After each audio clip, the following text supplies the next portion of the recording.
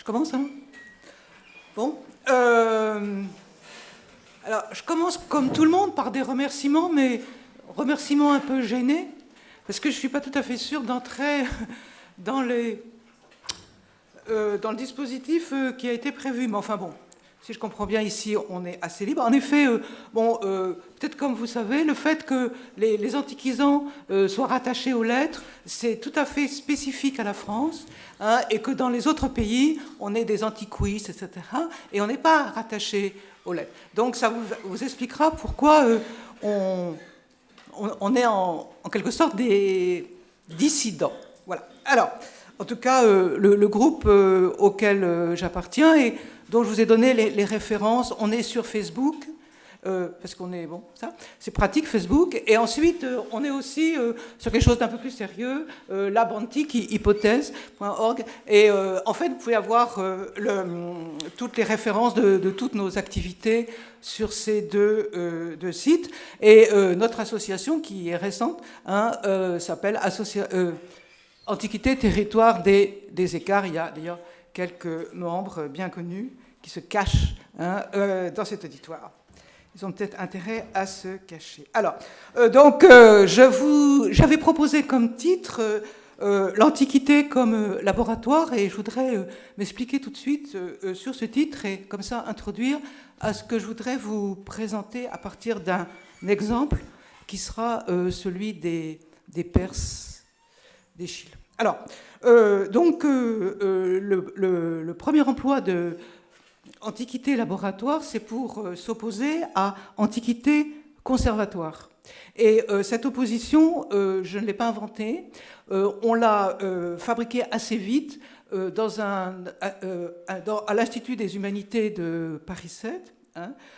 En effet, à aucun moment, pour nous, il ne s'agit de défendre des humanités, hein, comme conservatoire de notre identité, hein, ou de notre origine. Donc vous savez, alors ça, c'est évidemment, je dis ça au second degré, des antiquités, des humanités menacées de disparition, hein, parce qu'en fait, on s'aperçoit qu'elles sont omniprésentes, mais au profit, vous pouvez voir partout, des antiquités à nos jours, etc.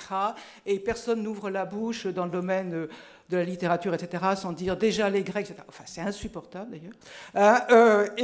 Tout ça pour quoi faire? C'est au profit d'une idéologie qui place l'Antiquité au début de quoi? Du grand récit de la civilisation occidentale. Vous voyez que la première référence philosophique, c'est Lyotard. Alors, en fait, qu'est-ce que ça donne quoi? Ça donne l'idée, une vision, à mon avis, tout à fait mystifiante. Il y aurait donc des humanités obsolètes, mais fondatrices. Donc, il faudrait absolument les défendre. Et pour les défendre, il faut leur trouver une nouvelle modernité, hein, comme on l'a d'ailleurs toujours fait. Donc on a une antiquité vouée au déjà les Grecs, déjà hein, ou pas encore. Et en fait, ce déjà, ce pas encore, on peut le figer dans une formule, c'est le narcissisme occidental, c'est-à-dire tout ce qui est moderne et qu'on valorise devrait trouver ses racines dans une antiquité complètement fantasmatique, d'ailleurs. On ne sait pas d'ailleurs ce que c'est l'Antiquité, hein, je ne sais pas qui est capable de le définir. Hein, et voilà. Donc, bon, alors maintenant, ça suffit. C'est effectivement, si c'est à ça que servent les humanités, autant qu'elles s'en aillent. Hein, et au contraire, ce qu'il s'agit de positif, ne souvent pas négatif, il s'agit au contraire d'explorer et d'exploiter ce qui nous vient de l'Antiquité, toute une série de choses tout à fait d'ailleurs hétéroclites, et d'en exploiter leur altérité radicale, ou bien, peut-être plus doucement, je dirais, leur intolérable différence. Il y a plein de choses, mais alors généralement c'est... Voilà. Alors, donc ça, c'est la première emploi de laboratoire, et c'est ce que je vais exploiter. Et aussi, alors ça, c'est propre à Paris 7 et l'Institut des Humanités, dont je vois ici la promotion. C'est-à-dire que très, très récemment, on a décidé de s'intituler Institut des Sciences et des Humanités. En effet, on s'est aperçu, en travaillant en particulier dans un séminaire que j'ai animé pendant quelques années, qu'en fait, il n'y a pas de distinction entre les savoirs dits littéraires et les savoirs dits scientifiques, et on l'a fait parce que ce sont tous des savoirs humains. Je veux dire, les sciences sont toutes humaines, elles sont fabriquées par des êtres humains, et elles n'ont aucune forme, elles ne sont pas plus objectives que les, entre guillemets, l'être. Et donc, en particulier, enfin, je vous renvoie pour ça aux gens de Sphère, c'est-à-dire du laboratoire d'épistémologie des sciences, qui est à la fois sur l'ENS et sur Paris 7. Et de ce point de vue-là, ma deuxième référence, ça sera celle de Bruno Latour. En effet, et l'Antiquité est parmi cet ensemble de savoirs. Alors, elle a une situation particulièrement malheureuse, c'est qu'elle est ensevelie sous ce que j'appelle des croyances. Et on va venir à des exemples concrets. Mais en fait, on s'aperçoit qu'en ce qui concerne l'Antiquité, l'imaginaire savant, c'est-à-dire la façon de se représenter l'Antiquité, et en fait ne fait que perpétuer ce que Foucault appelle des synthèses toutes faites. J'arrête sur mes références intellectuelles, mais c'est pour vous montrer quand même qu'un antiquisant ou une antiquisante peut avoir un certain sérieux. Alors, je vous donne tout de suite l'exemple monumental d'une synthèse toute faite, reproduite et qui n'a aucun fondement. C'est l'opposition mythos-logos, par exemple. Bon. Alors, si vous voulez une littérature là-dessus, je vous renverrai. Et puis, bon, hier, j'étais avec des enseignants du secondaire, parce que ça, je n'ai pas dit qu'on fait beaucoup à Antiquité, Territoire des écarts. On fait donc des masterclass avec des enseignants du secondaire. Et j'étais à Lyon, et non, c'est pas hier, c'était avant-hier. Et qu'est-ce que j'entends On me ressort le coup de l'hubris. Alors, je dis, non, attendez, l'hubris, ça suffit. Hein. La sagesse antique, c'est la juste mesure, ça, blablabla. Bla, bla, bla. Alors, donc, voilà. C'est ce que j'appelle enseveli sous des croyances. Et je vais donner un dernier exemple sous ces ensevelissements des croyances, qui peut-être vous sera plus proche. Par exemple, bon...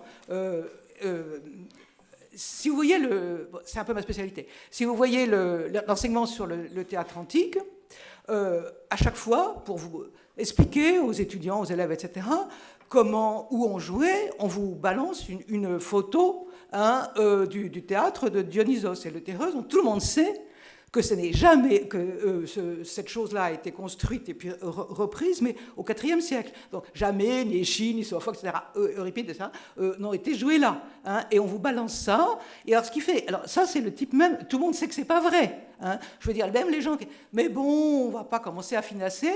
Hein, alors on vous continue à vous montrer une orchestra ronde. L'orchestra, vous savez ce que c'est, hein, alors qu'elles n'ont jamais été rondes, hein, et qu'il n'y a jamais eu de gradin en pierre, etc. Hein, et que, en fait, là où était joué Échille, parce qu'on va arriver aux Perses, hein, c'était des bancs sur des échafaudages en bois qui n'étaient absolument pas ronds. Hein. Quant à l'orchestra, elle était plus ou moins carrée ou rectangulaire, et c'était variable. Alors ça, tout le monde le sait. Hein, depuis des années, a été fouillé en plus par l'école française d'Athènes. Enfin, je veux dire, on devrait être à la hauteur de notre savoir. Eh bien non, pas du tout, ça continue. Voilà. Alors, donc, c'est pour vous dire. Hein, quand je vous dis que l'Antiquité est ensevelie sous des croyances, alors, ce qui est intéressant d'ailleurs, et c'est ça qu'il faut faire, c'est pourquoi, alors que tout le monde sait que c'est faux, on continue à le perpétuer. Donc, c'est les enjeux idéologiques de l'enseignement sur l'Antiquité qui sont là. Hein, et bon. Voilà, donc voilà où on en est. C'est pour ça que faire une antiquité laboratoire, hein, ça urge, vous voyez, et parce que c'est beaucoup. En fait, la réalité qu'on va découvrir lorsqu'on nettoie, hein, parce qu'il y a tout un côté de pensée critique, quand on fait ce grand nettoyage, ce qu'on découvre, c'est quand même beaucoup plus amusant. Parce que comme vous avez compris qu'il s'agit, dans la plupart des cas, que l'Antiquité nous ressemble, si c'est pour nous se retrouver face à nous-mêmes, qu'est-ce que c'est la peine d'aller faire du grec et du latin? Bon, franchement, hein, il suffit de rester dans les cours traditionnels. Voilà. Donc, en fait, alors, justement, après un petit nettoyage, ou un grand nettoyage, hein, qui est donc une expérience de pensée critique, à la fois pour les étudiants, pour nous, pour les élèves aussi, ça va assez vite, hein. On va faire ensuite des expériences de pensée. L'expérience de pensée, bon, c'est François Julien qui dit ça, mais je crois que c'est important, il le dit avec la Chine, hein. C'est-à-dire qu'en fait, en se transportant de façon imaginaire dans un autre monde qui ne nous ressemble pas, il y a et pour se retrouver dans des situations que les mathématiciens appellent contre-intuitives, Hein. On se dit c'est impossible. Ben non, si, c'est possible. Eh bien, à ce moment-là, c'est un vrai exercice intellectuel, c'est aussi un exercice affectif. Et là, d'ailleurs, on retrouve ce problème de l'illusion référentielle. C'est-à-dire, quel est ce travail critique par rapport à une première réaction qu'on va pouvoir construire. Donc, j'ai dit que je prenais un exemple, parce que ça, c'est théorique, et la théorie, c'est facile à faire. Bon. Alors, je vais prendre un exemple, qui est donc un exemple de programme, qui est celui des Perses. Je ne sais pas qui a inventé de mettre les Perses au programme, mais il ne s'est pas rendu compte des risques qu'il prenait. Alors, je vais aller voir sur Internet, vous avez compris que je suis un peu Internet, mais beaucoup. Hein. Allez voir les blogs des élèves de prépa, puisque vous savez, c'est dans prépa. C'est hallucinant. Hein, et en particulier des élèves qui se donnent des prénoms arabes. Ils ne sont pas forcément. Hein. Et c'est absolument hallucinant. Hein. Alors, vous avez donc deux groupes du genre. On a vu les Perses de Jean Prat, vous savez, le truc là avec les Perses qui sont complètement hiératiques, avec une voix, comme ça. Ils ont dit, alors, du genre, eh ben, on va pas rigoler cette année, ça c'est le premier truc. Hein. Et le deuxième truc, qui est beaucoup plus pernicieux, c'est, de toute façon, c'est la vision des vainqueurs. Et là, ça nous renvoie à ce à quoi ont servi les Perses et l'Iliade, dans une époque relativement récente, au sein des humanities. Et c'est pour ça que je trouve important que les humanités ne soient pas des humanities. Parce qu'aux États-Unis, c'était quoi? Bon, ça s'est un peu amélioré, hein, mais c'était l'enseignement sur les great books, hein, les grands livres de la culture occidentale.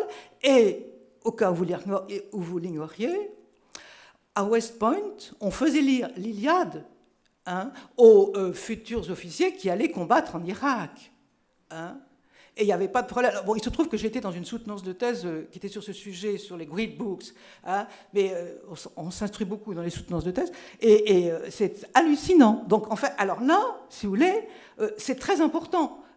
Alors, ce qu'on va faire, hein, avec les Perses, il y a des enjeux puissants. Voilà. Alors, donc, qu'est-ce que je vous propose de faire à partir de cet exemple? Laboratoire. Le premier laboratoire, ça consiste à retrouver l'événement, performance théâtrale, et encore, ce n'est pas du théâtre, bon, voilà. Retrouver l'événement dont nous avons une trace, hein, et c'est publié aujourd'hui dans des livres, hein, qui a marqué dessus Échille, les Perses, et même une chose horrible, édition officielle. Alors, j'aimerais bien, si quelqu'un peut faire quelque chose, d'éviter les éditions officielles, parce que c'est la pire de toutes, qui est marquée édition officielle. Il y a de bonnes éditions des Perses. Bon, je vous dis ça, ça sera mis sur le site, ça m'est égal. Alors, bon, je n'ai plus rien à perdre étant en dehors de l'université. Alors, donc, voilà.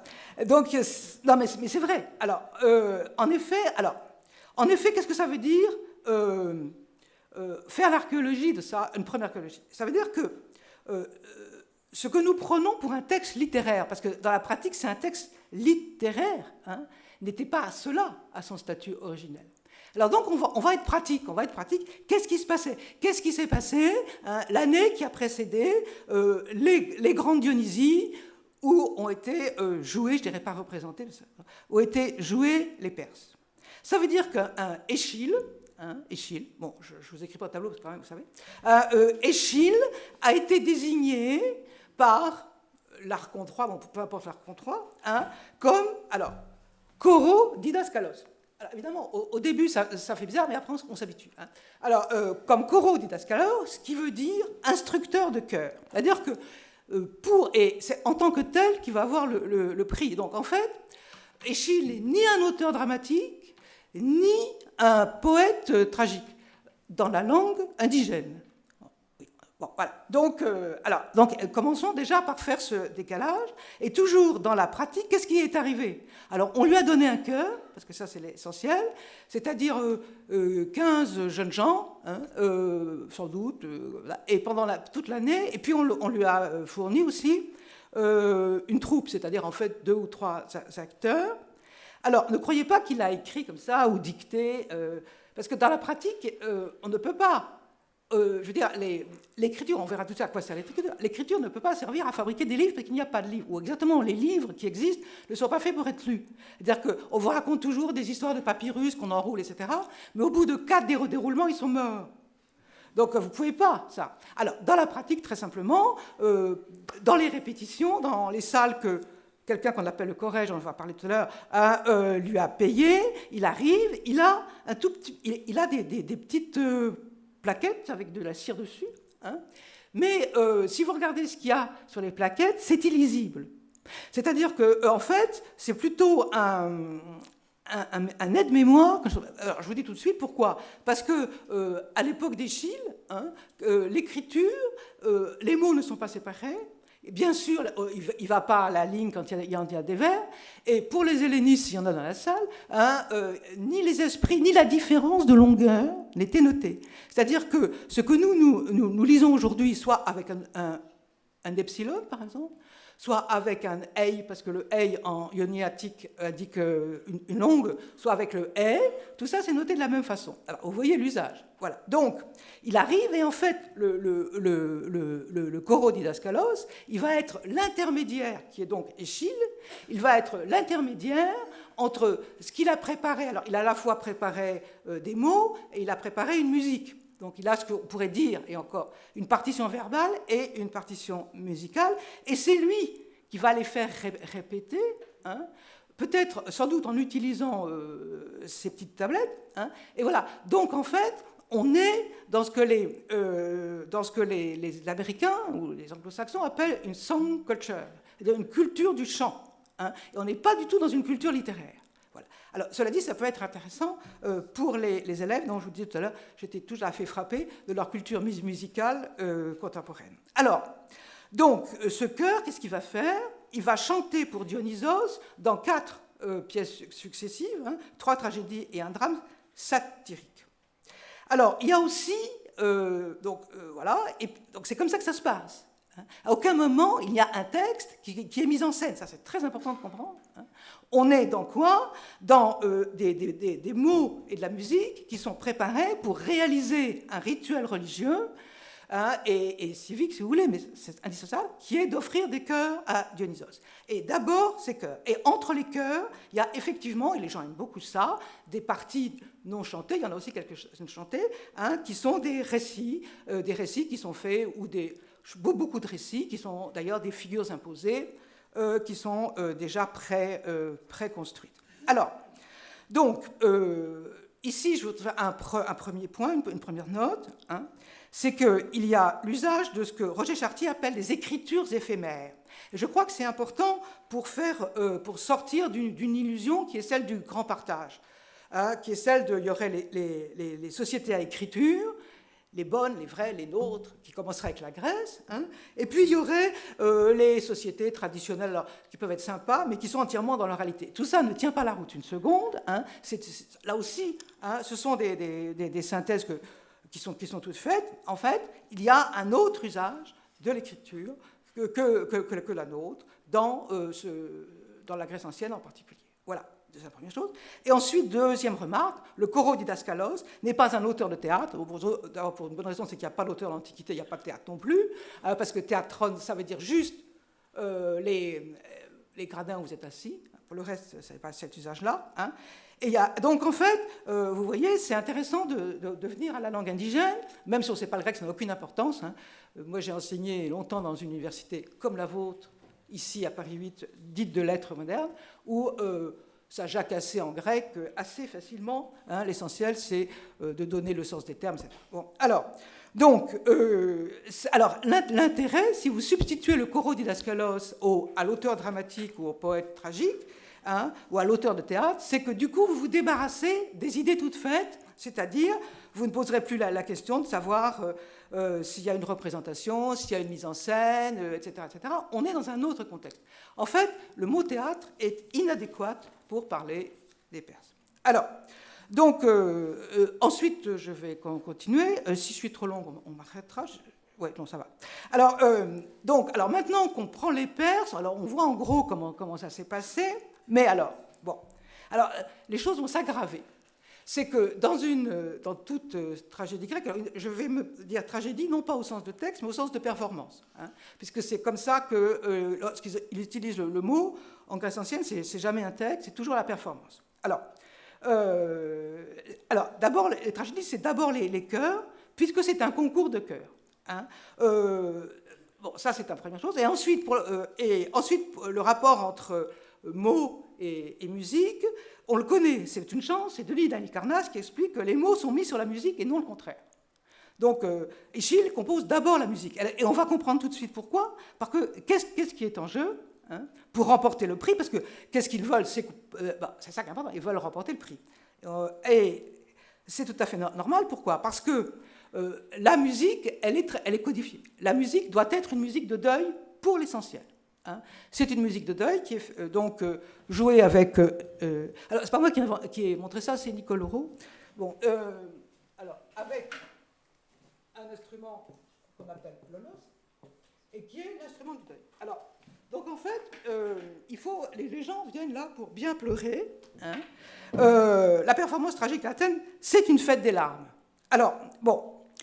donc, pour remporter le concours, il faut faire bien pleurer les gens, là, esthétiquement, etc. Donc, tout ce qu'on a dit tout à l'heure, par exemple, est tout à fait vrai. C'est que la dimension esthétique est tout à fait indispensable. Voilà. Alors, pour remporter... Alors, pourquoi c'est intéressant? Parce que je parlais tout à l'heure d'ouvrir.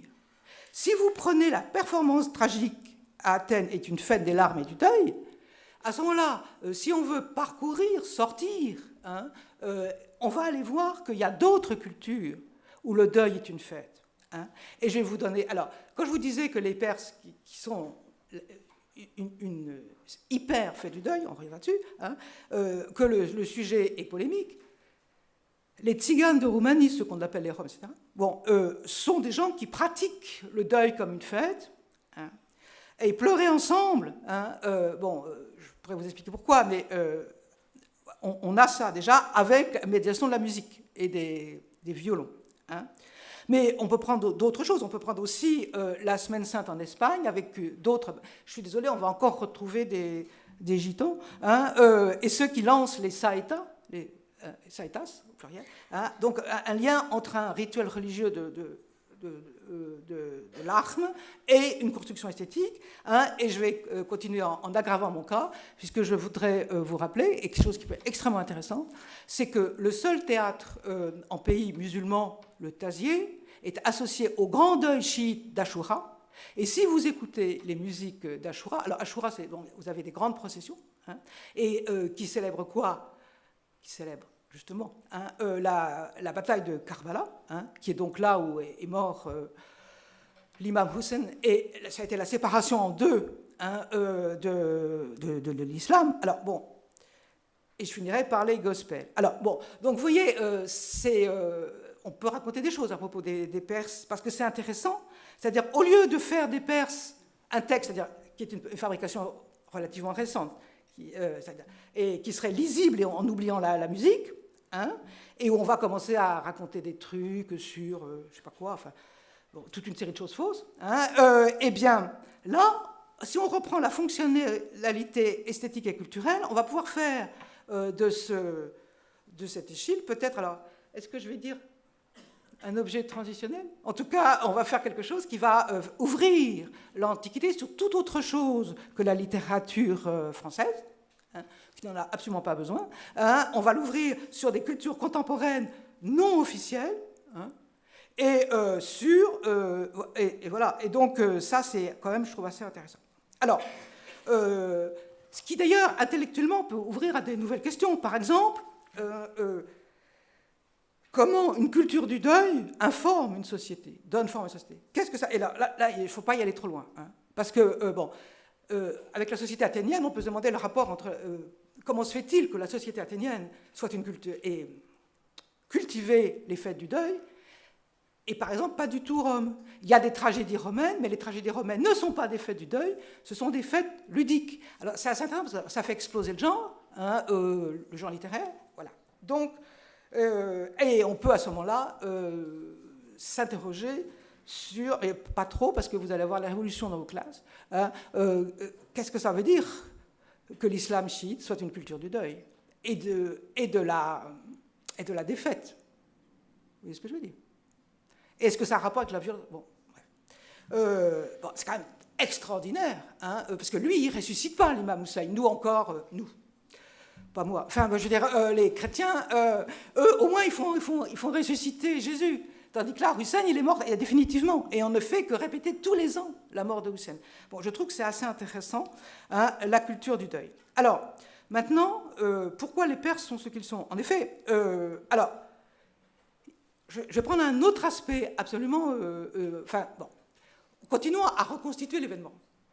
Qu'est-ce qui se passe avec les Perses? Et qu'est-ce que c'est que cette histoire des Perses? Pourquoi est-ce que Échille monte les Perses? Eh bien, pour une raison de politique politicienne. En effet, il n'est pas le premier à faire une fête des larmes avec la bataille de Salamine en montrant des Perses en train de pleurer.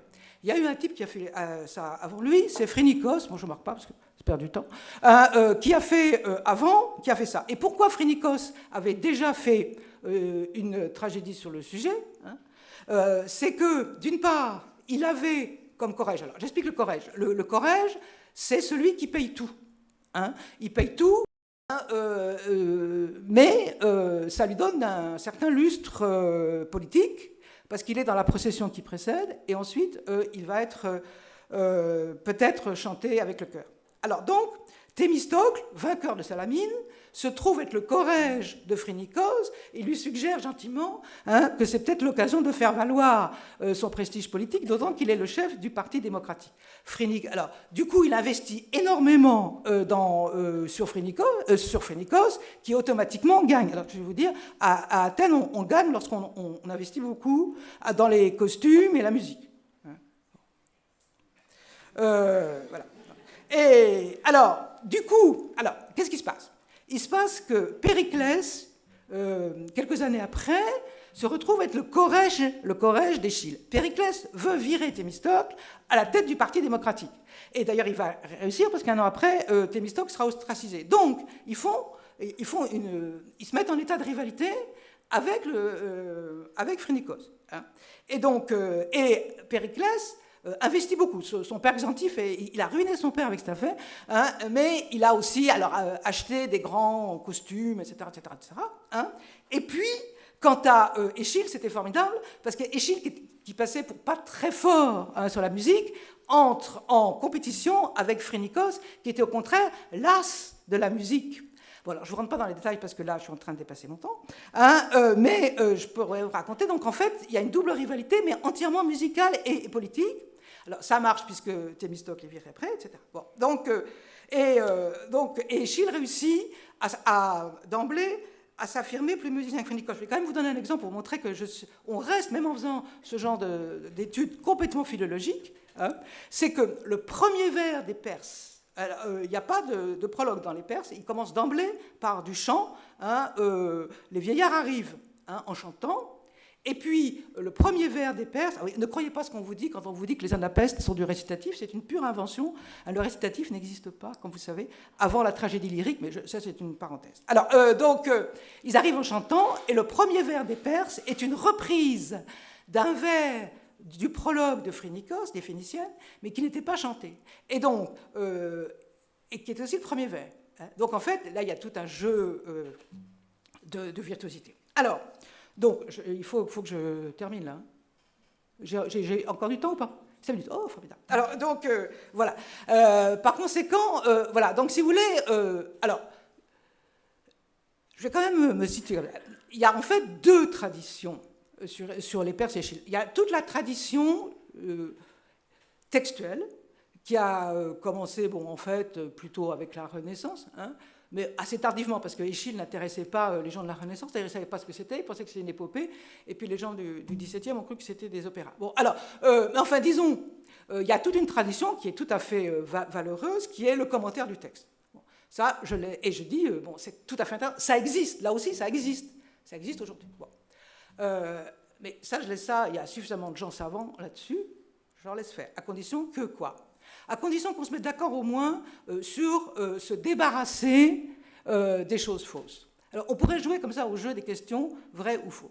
Alors, par exemple, j'en prends que deux, hein, mais par exemple, Échille a-t-il participé à la victoire de Salamine? Faux. Tout le monde raconte ça, alors du coup, commentaire, le récit, vécu, et patati patata. Bon, ce qui est... Bon, alors, en fait, c'est pas vrai, parce que c'est impossible qu'un noble d'Éleusis, d'abord, c'est marqué nulle part, sauf dans une vie d'Échille, qui est une fabrication dont on sait, bon, comment c'était fabriqué un siècle après lui, hein, mais et sinon, ni Hérodote n'en parle, quand même, c'est lui qui raconte la bataille de Salamine, on ne parle pas du tout, hein, ni, il n'y a aucune trace, son épitaphe, hein, marque seulement qu'il était à Marathon. C'est normal, c'est un noble, il combat comme Hoplite à Marathon, c'est un noble, donc il ne combat pas à Salamine, car à Salamine, qui combattait? Les pauvres du Pirée. C'est pas besoin de faire beaucoup d'études de grec pour savoir ça. Bon, alors, voilà, donc tout ça, c'est pas vrai. Alors, ensuite, les Perses prouveraient l'humanité des Athéniens. Alors là, on vous balance un terme qui a l'air grec, philanthropia, hein, en représentant la douleur des vaincus perses, et on vous explique, lui, il est gentil avec les barbares. Alors, tout ça, c'est complètement faux. Parce que d'abord, les barbares les barbares, on a attribué aux Grecs le fait d'essentialiser les barbares, c'est-à-dire en disant un tel est barbare, un tel. C'est pas vrai. Le terme barbare n'est pas du tout ce qu'on raconte, hein, n'essentialise personne, hein, c'est un terme à dimension variable, à géométrie variable. Quand on veut faire la guerre de façon très très brutale à des gens, hein, c'est-à-dire en massacrant tout jusqu'au dernier, on dit c'est des barbares. Hein. Si au contraire on veut établir des liens diplomatiques, on dit ces gens ne sont pas des barbares, ce sont des cousins, voilà. Bon. Non, le cas est arrivé, je ne l'invente pas, avec les Étrusques. Tantôt sont des horribles barbares, tantôt sont des cousins hellénisés. Voilà. Bon. Donc, il n'y a aucune raison de ça, et de dire que les Perses seraient a priori des barbares, ça c'est les grid books, hein, c'est-à-dire c'est les Irakiens, c'est les affreux, etc. Bon. Et pas du tout. En fait, les Perses de la tragédie sont exactement fabriqués, effectivement, comme les Troyens de l'Iliade, c'est-à-dire ils parlent grec, ils ont des dieux grecs, vous pouvez vérifier, et quand ils font des rituels, quand par exemple Atossa fait sortir, le chœur fait sortir, Darius, ce sont des rituels grecs. Hein. Donc en fait, ils sont, si vous voulez, l'altérité est construite. Alors ça, je trouve qu'actuellement, c'est intéressant. Vous voyez, on dit toujours, je rencontre l'autre, comme si l'autre, y compris Derrida, hein, bon, j'ai d'ailleurs une certaine dent contre lui. Bon. Oui, parce que Derrida part, mais bon, c'est pas de sa faute, il aurait pu évoluer ça. Il y a des époques où, moi aussi j'ai cru que l'altérité existait. Hein, on rencontre l'autre, mais c'est tout à fait faux. L'altérité est aussi construite que la proximité. Hein. Il n'y a aucune raison de voir dans un autre, si ce n'est tout le monde est autre, enfin bon, etc. etc. Donc en fait, ici on s'aperçoit que dans l'Antiquité, l'altérité est construite et qu'il n'y a jamais eu les civilisés et les barbares. C'est absolument faux. Hein. Et bon, donc en fait, tout le monde est susceptible d'entrer dans le monde entre guillemets civilisé, c'est-à-dire grec. Tout le monde est potentiellement grec. D'ailleurs, tout le monde parle grec en Méditerranée. Hein.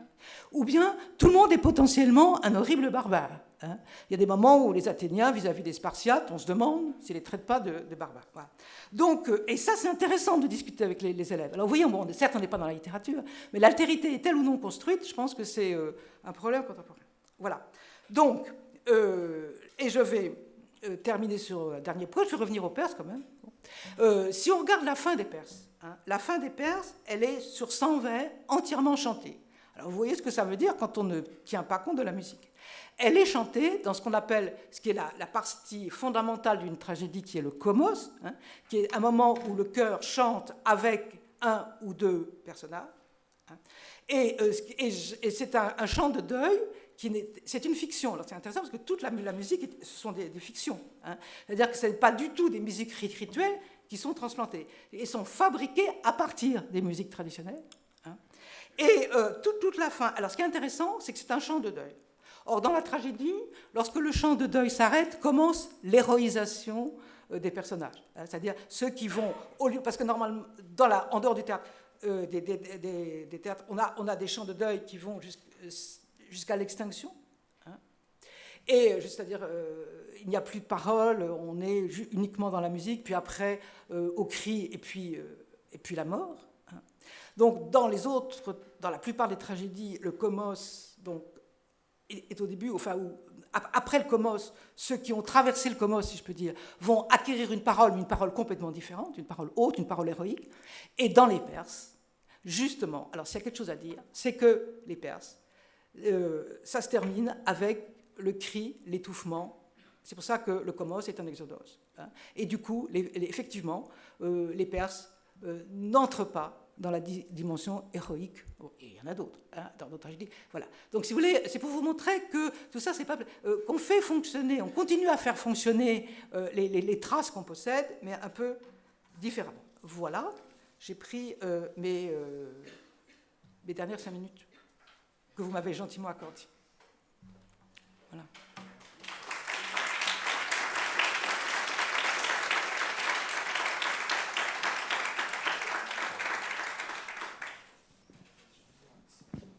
Voilà, bravo. Voilà.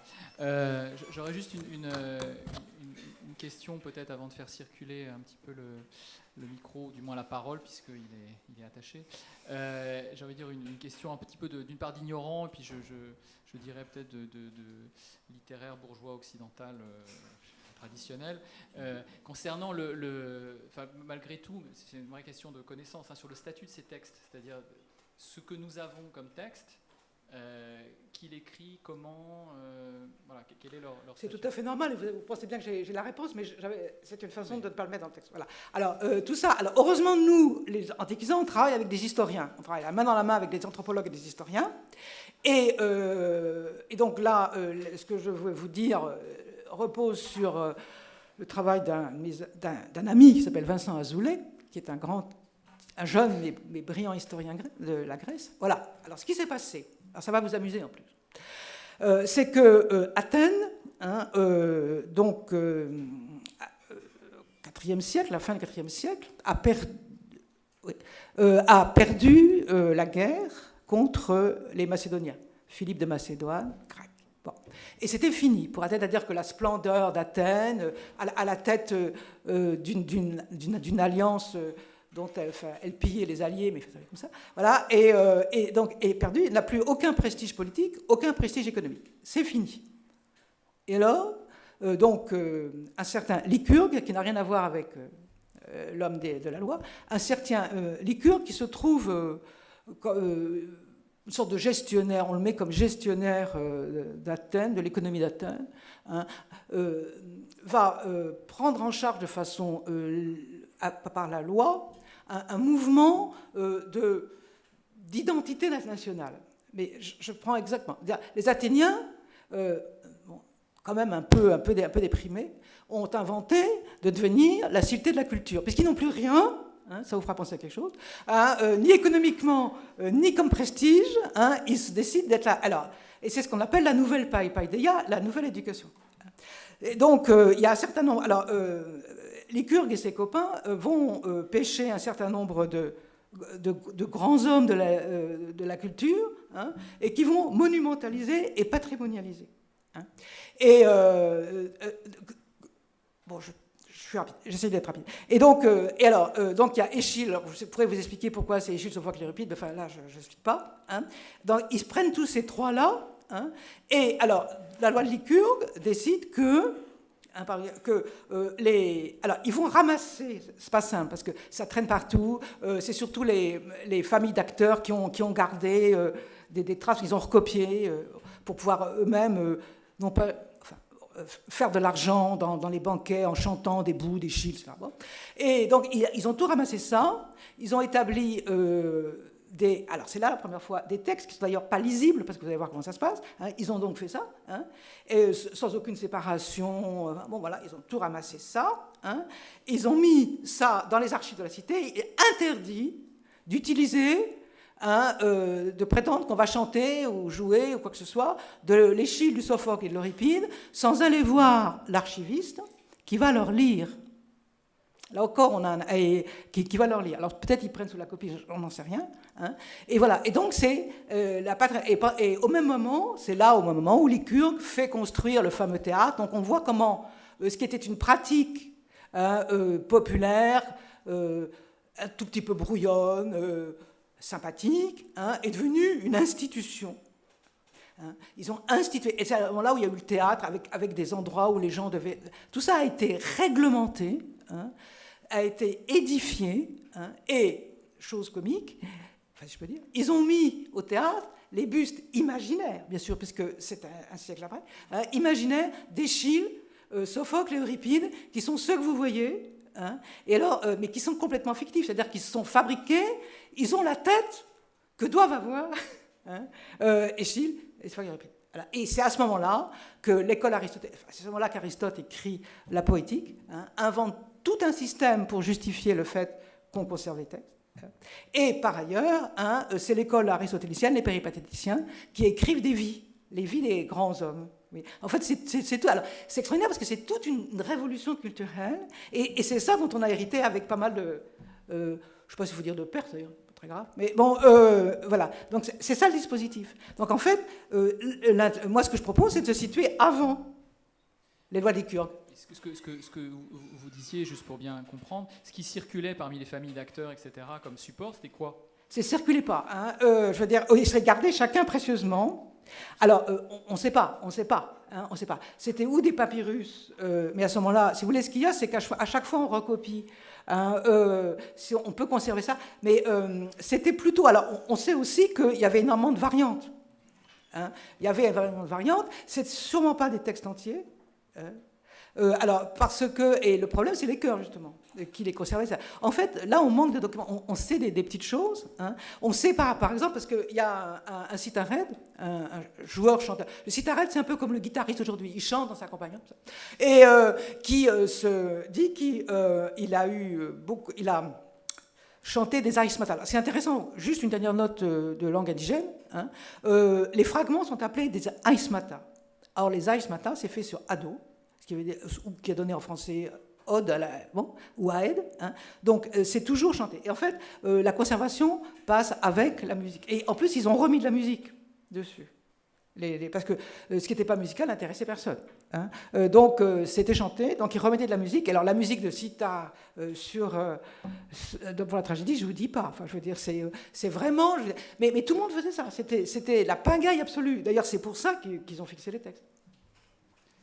Très bien. Donc, est-ce que vous avez des remarques, interrogations, exclamations, étonnements Tout est permis. Hein.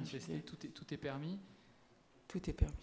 Peut-être pendant que vous y réfléchissez, Hélène Verlin-Cajman peut peut-être venir rejoindre Florence Ducombe pour le petit moment. Je sais pas, certains d'entre vous enseignent sur les Perses cette année? Je crois qu'il n'y a pas d'enseignants de classe préparatoire, je crois. De classe préparatoire scientifique. Contre la tragédie, oui, ça doit arriver, je pense. Bon, ça se passe à mon avis, ceux qui enseignent se cachent. Ils ont honte de ce qu'ils ont dit depuis le début de l'année.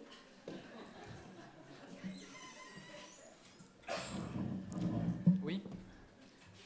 Je ne sais pas si soit tu descends ou tu parles fort. Non, je ne parle pas simplement. Alors, j'interviens en fait en tant qu'universitaire aussi, je suis ici, je suis ailleurs, mais peu importe.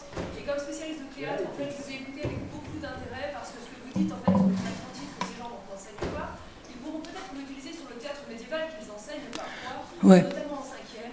Et les problèmes en fait que vous avez soulevés concernant la monumentalisation du texte, concernant en fait l'éviction totale de cette intrinsèque union en fait entre la musique et le texte qui ne permet pas de comprendre le texte autrement en fait. Et ce que vous avez décrit en fait comme processus politique consistant à dire voilà, on institue le texte à certains moments et ça correspond en fait à quelque chose qui n'est pas forcément le texte. Vous pourrez l'appliquer en fait très probablement à une étude en fait de ce théâtre, que ce soit celui de la farce en fait, ou que ce soit encore bien plus le théâtre religieux si vous l'abordez en fait avec vos classes. Donc pour moi ça faisait un écho très très net en fait à ces théâtres qui précèdent. Je peux imaginer en fait que le processus de construction en fait, de la tragédie, évidemment, je peux le connaître aussi plus tard, au XVIIe siècle, n'a probablement rien à voir avec ce moment-là. Mais pour des théâtres antérieurs, bien sûr, il y a des choses essentielles à faire pour la reconstruction de l'événement, en fait, que d'abord ce que nous intéresse. Oui, non, mais on a toujours pour allier les médiévistes et on a aussi pour allier les shakespeariens, évidemment. Et c'est toujours agréable de se sentir soutenu. Mais c'est évidemment pas du tout limité à l'Antiquité. En fait, même le XVIIe, je veux dire. Quand Molière disait il n'y a aucune raison que je publie ça. Non, mais je veux dire, non, il faut se permettre, sinon.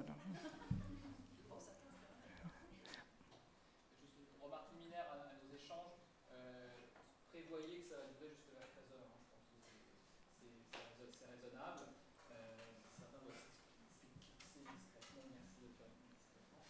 Mais en gros, je crois qu'on est dans ce cadre-là. Oui. Justement, pour rejoindre un peu ce que vous dites, ça nous a fait penser énormément à certains propos de Dario Fo qu'on trouve dans Le Savoir, un peu la comédia dell'arte, où justement il désacralise, alors avec une verbe vraiment très, très, très drôle et agréable, le texte en disant que, alors pour le coup,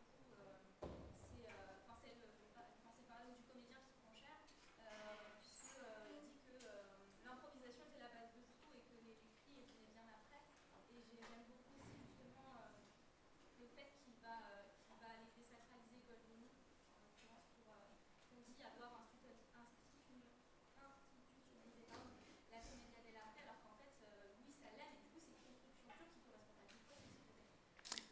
Oui, je suis tout à fait d'accord avec vous, parce que effectivement, moi, j'ai travaillé là sur ce Goldoni. Goldoni, d'ailleurs, il dit qu'il écrit pour être dans les bibliothèques. Alors, ça, c'est marrant. Cela dit, là où Dario Fo a été un peu rapide, parce qu'il est resté, lui, dans l'opposition écriture-oralité, lorsqu'il dit qu'Aristophane était improvisé, non, mais je veux dire, c'est pas grave. Hein. Pour tout le reste, c'est formidable. Tout ça, c'est ce qu'on peut appeler le théâtre du jeu, c'est-à-dire que c'est un théâtre qui est fondé sur le jeu et pas du tout sur les lettres. On est entièrement d'accord.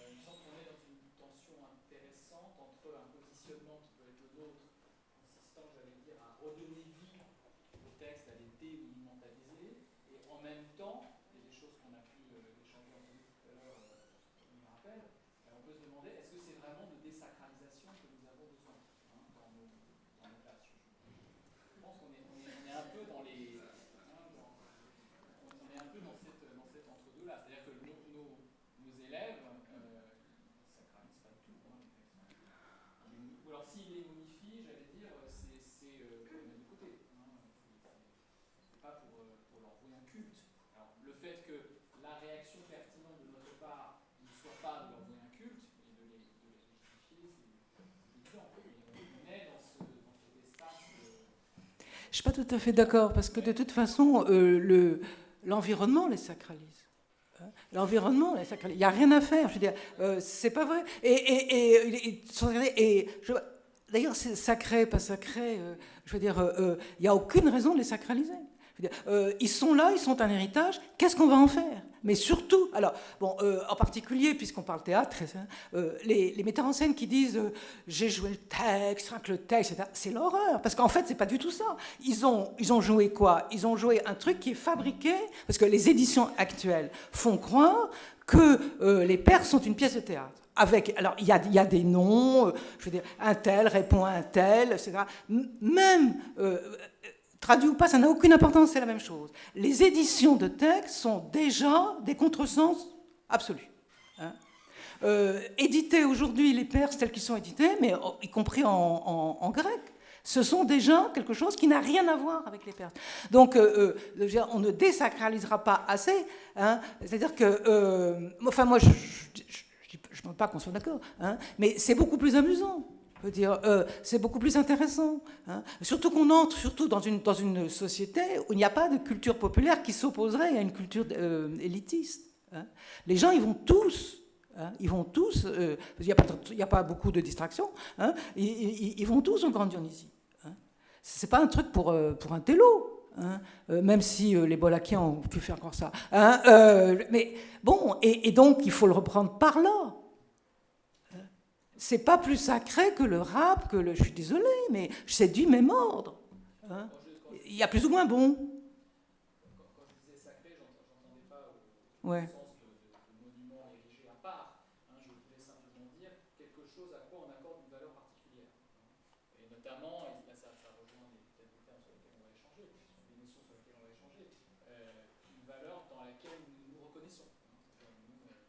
Nous rencontrons autour de quelque chose. Je pense que la difficulté à laquelle on se heurte, et je serais assez d'accord pour dire que le type de déplacement auquel vous nous invitez, je veux dire, en le fondant en sciences, hein, chose pour le Moyen-Âge, ça peut aider ce partage, hein, cette mise en commun vivante des choses, mais c'est la question à laquelle on se trouve confronté, c'est celle-là, c'est-à-dire que pour les élèves qu'on a devant nous, là aussi en noircissant un petit peu le tableau, globalement, le risque premier, la situation première, c'est que les textes ne parlent pas. Ben, c'est vrai, ils ne parlent pas. C'est exact. C'est exact qu'ils ne parlent pas. Mais je crois que...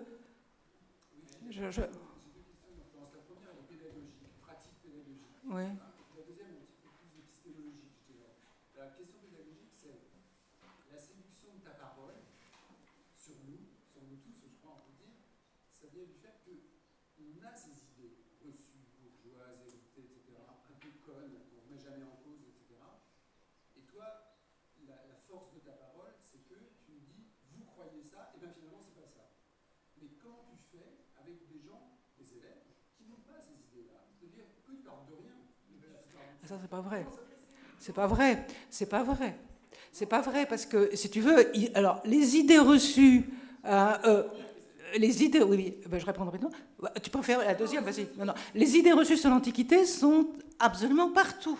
Hein, parce qu'elles sont absolument partout, et parce qu'elles ont envahi tout, aussi bien la publicité que, que le cinéma, que tout. Hein, je veux dire, et ça, à la fois, c'est un... Bon, alors, à des degrés différents, mais les croyances, dans la mesure où on est dans la croyance, mais c'est comme le Moyen-Âge.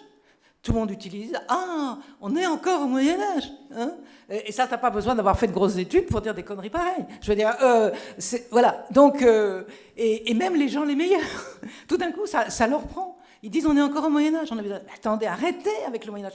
Et voilà. Donc, c'est pas un problème. Hein. Alors, bon, d'accord, moi, j'ai eu surtout affaire à des... Bon, Paris 7, tu sais, c'est quand même pas le gratin du gratin. Hein, je veux dire, les étudiants qui arrivent en première année, hein, qui se retrouvent avec un cours de civilisation romaine, parce que c'est obligatoire, ou civilisation grecque, hein, et donc ils ont des idées toutes faites. Ils ont des idées toutes faites, mais justement. Hein, et puis, moins ils ont des idées toutes faites, plus c'est rapide pour trouver... Parce que... j'ai essayé d'être positive. C'est-à-dire qu'en fait, moi, je dis, voilà, on va étudier Antigone. Ils ont tous des idées sur Antigone, je ne vous dis pas. Alors, je leur fais écouter la musique d'Ashura. Hein, amphithéâtre, comme ça. Bon. La musique d'Ashura. Et ils ont dit, madame, arrêtez, on ne peut plus supporter tout ça.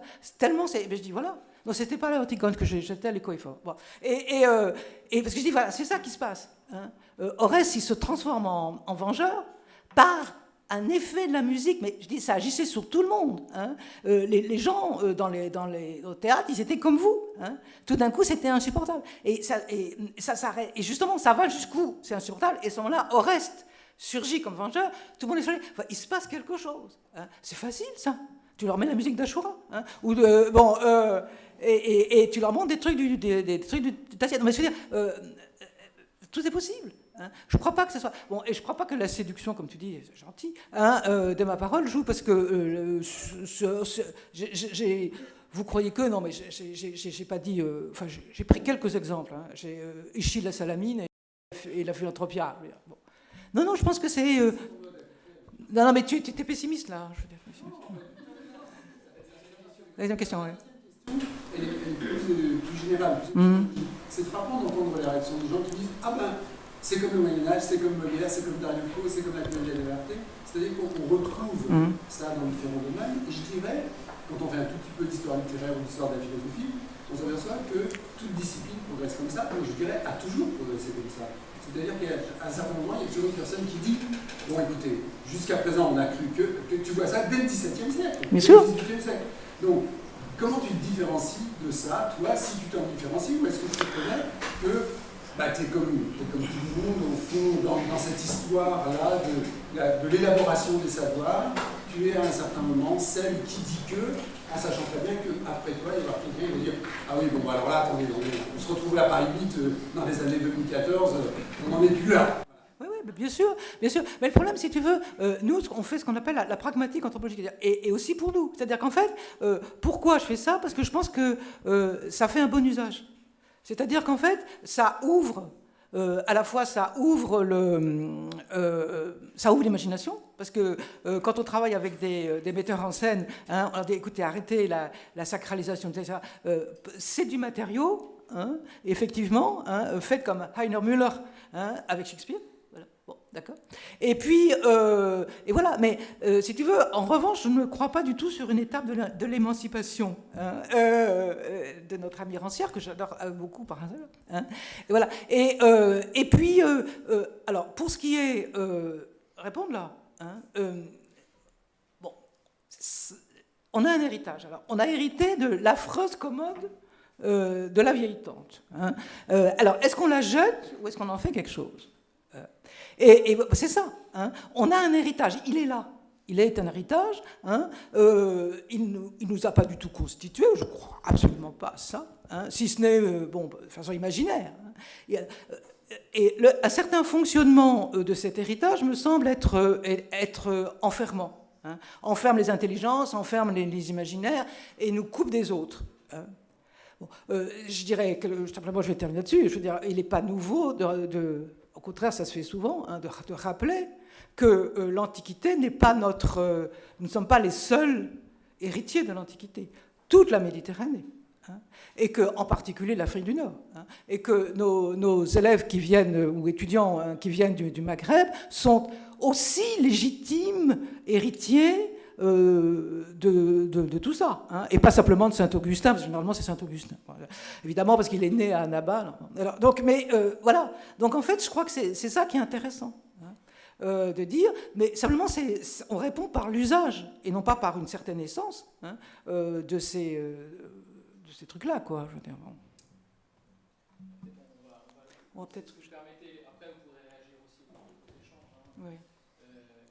Je crois que j'ai beaucoup parlé, donc je voudrais redonner mon temps de parole, au moins à notre collègue Hélène.